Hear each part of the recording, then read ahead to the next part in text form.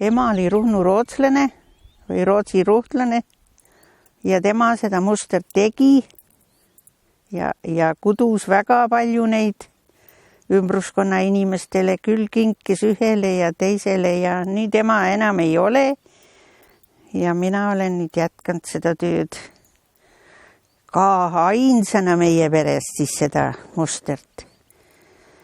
Ja teiseks on siis veel ka sokid, mis on sukse Ruhnu mustriga. Ta on ju küllaltki keeruline muster, ainult sur üle nokkimine ja siiapool, sinnapool, siin on suured ristid ja vönked on siin sees. Noh, eks ta sellepärast omapärane on.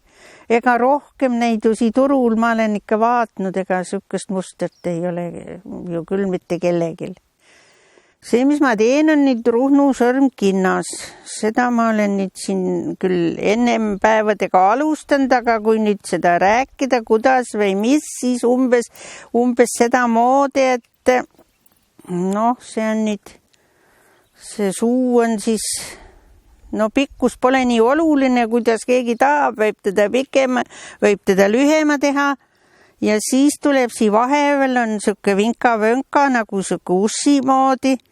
Edasi läheb siis suke muster, kus on noh, suksed, mis nimed nendel nüüd anda, ma ei tea.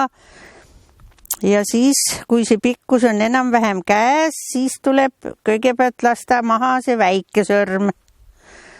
Siis koon siin natuke mõne rea vahel, et see teised sõrmed hakkavad nagu kõrgemalt ja siis lasen maha kõik need 4 sõrme, 3 sõrme. 3 sõrme ja siis hakkan pihta esimesest sõrmest. Nopin siit sisse ja siis hakkan seda kõigepealt kuduma. Selle kujun siis paraja pikkusega. Enam-vähem kuidas see sõrmepikkus on. Seda võib ju mööda ja proovida, aga see on juba nii käppa sattunud, või jäänud, et tean juba ära, kui pikaks ma selle teen ja villane venib.